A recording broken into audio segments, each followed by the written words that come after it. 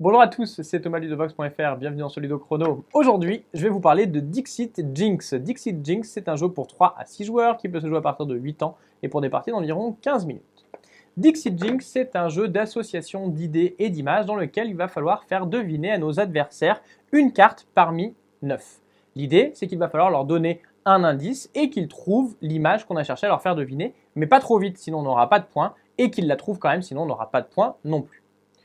Au début de la partie, on va mélanger les cartes qui sont ici, sur lesquelles on a tout un tas de différentes illustrations qui se trouvent. On a des cartes qui sont d'ailleurs recto verso.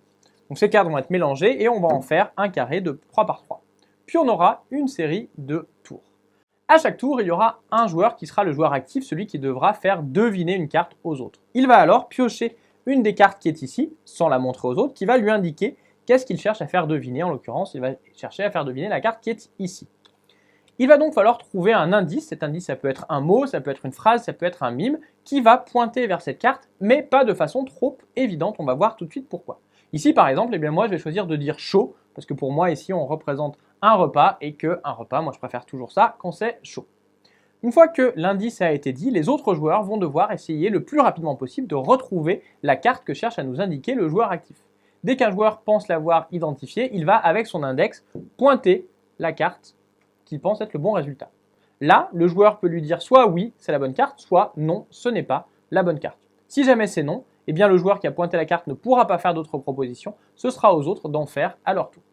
Donc on va petit à petit avoir des joueurs qui vont faire des propositions les unes après les autres, celle-ci n'est pas bonne, jusqu'à ce qu'un joueur pointe la bonne carte. Dans ce cas-là, la manche va s'arrêter.